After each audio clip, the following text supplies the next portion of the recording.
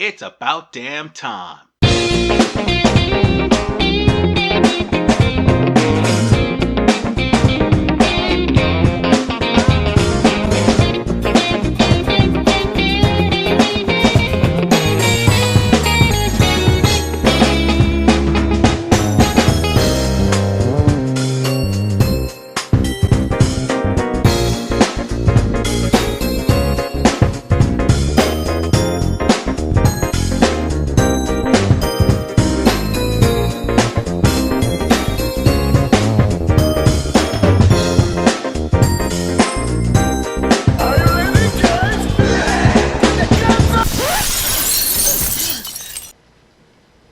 Just reinstated that damn intro.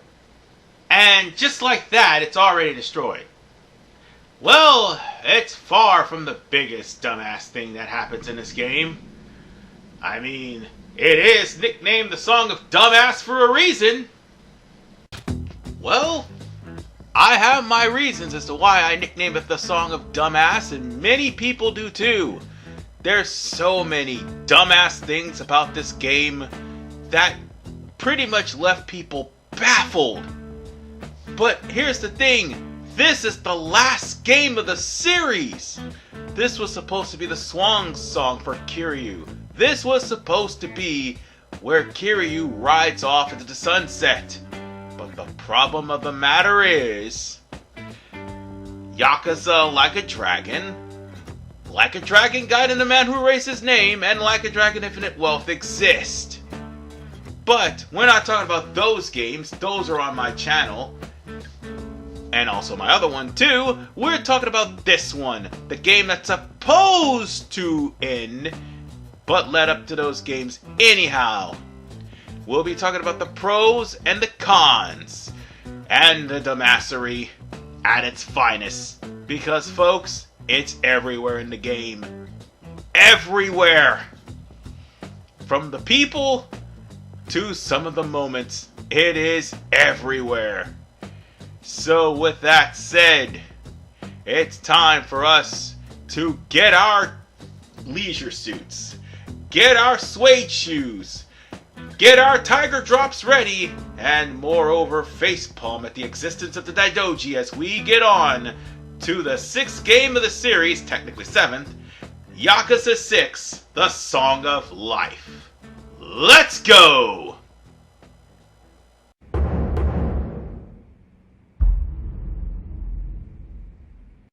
We can't talk about the dumbassery without talking about DLC, cause it's always a sin, and moreover, this is the first PS4, Xbox One, and Steam game that has DLC in the series. Not just that, it's also available post-game. Do you sense a trend here? And speaking of noticing a pattern, another dumbass moment. A guy who helped you take on not only the Majima family, but also the Amon family, Akiyama, is thrown into the sewers and living the bum life. Because of this fat son of a bitch. Yeah.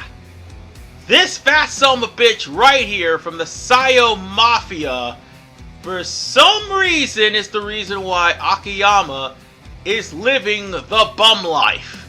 This fat son of a bitch right here. And Akiyama took on the Amon family. Why on God's green earth is this fat son of a bitch the reason why Akiyama's back to being a bum? Fat! But if anyone suffered a worse out of character moment, it's Haruka. The fact that she left Sunshine Orphanage after 5 just to come down here, get knocked up by the dumbest character in the game, who had to literally get the dumbass beat out of him 3 times straight, only for her to be a target of an assassination attempt courtesy of the Sayo Triad and the Jingwan Mafia. Oh god, why are they here? Oh yeah, that's right. Kiryu destroyed almost all of them in 2. But the point of the matter is, Haruka sleeping with Yuta is what caused this bullshit. And the fact is, she didn't even need to be in Hiroshima. Why the hell did she even leave? It's a dumbass point. Oh, but the major league dumbassery comes here. The Daidoji faction as a whole.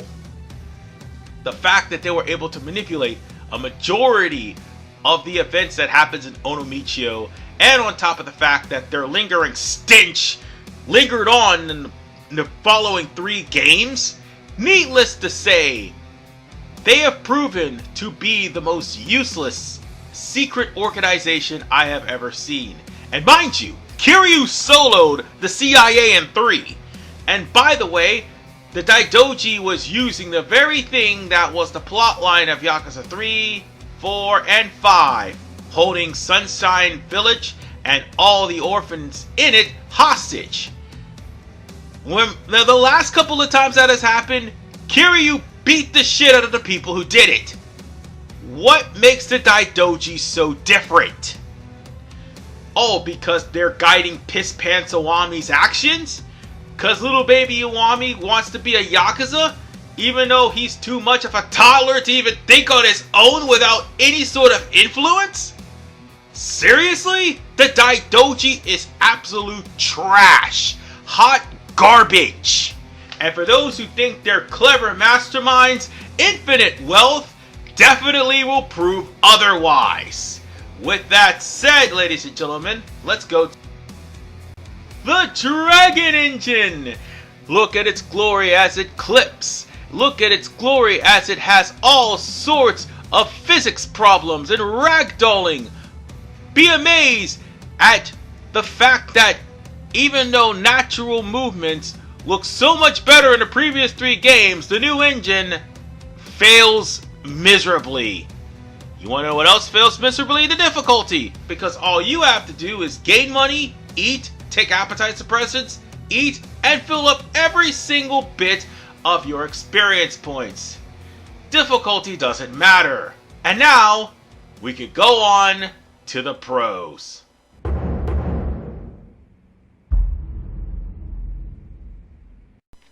Well, despite the Dragon Engine and the multitude of graphical engines, the good news is we're out of Majima inflation. The money is back, and so too is the punks.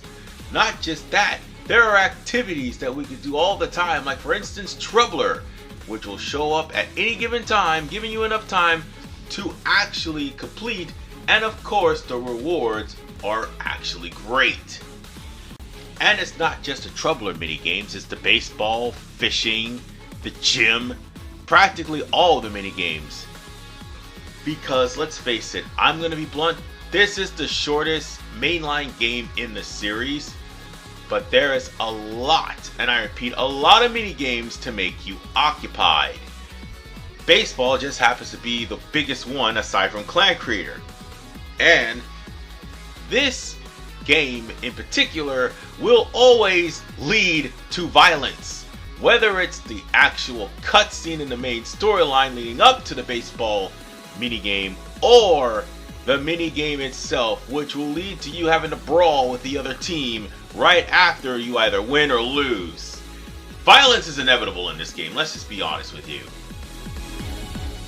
And I gotta say, out of the Yakuza series that I have played, the sub-stories in 6 Song of Dumbass is the best ones. Yes, despite all the dumbassery, it's the last game supposedly in the series that ends up getting some of the most hilarious, tragic, or heartfelt sub-stories in the game. Tragic like this one, where the former Munan Onost priest is trying to put an end to a cult that he started that kept going in his name, and moreover, that it's his fault that it's affecting a person that he deeply cares about. It's pretty much catharsis when characters actually either get better or actually try to change for the better. Needless to say, everyone lived their own life, and these sub-stories definitely hit the nail on the head, and they're basically the best part of this game. And speaking of the best part, I gonna say it hands down, the music is actually really good. Considering this is supposed to be Kiryu's send-off, they have musical pieces that make it to where, yes, Kiryu is going to be pretty much riding off into the sunset. This is his last dance, and all these set pieces that they have for this game is pretty much supposed to be his last dance. And then Like a Dragon came along and kinda ruined that, although Like a Dragon actually does have a good soundtrack. Yakuza 6 definitely blows it out of the water. Without a doubt. So with that said, I think it's now time for us to go to the rating. With the pros and cons compiled, it is now time to give a rating to this game. Yakuza 6, The Song of Life, gets the rating of good, despite the terrible Dragon engine, with this game having by far the worst glitches, collisions, and bugs ever. The terrible difficulty in the leveling system, because all you have to do is just get money, eat, and level up. And also, despite the DLC, which, by the way, this is the first game on the PS4 to have it, and let alone post-game, and despite the out-of-character moments of Akiyama and Haruka, and of course the Daidoji. The Daidoji being the main reason why it doesn't get any higher than good. The mini-games definitely is the reason why it's got a good score. The sub-stories are great. The soundtrack is pretty good. And plus, we're out of Majima inflation. Thank God. 3 games into that shit, it gets annoying after a while. So with that said, ladies and gentlemen, I apologize this review took so long. And thank you all for watching, and I'll catch you all in the next review. Hopefully it'll be a little bit earlier than this one.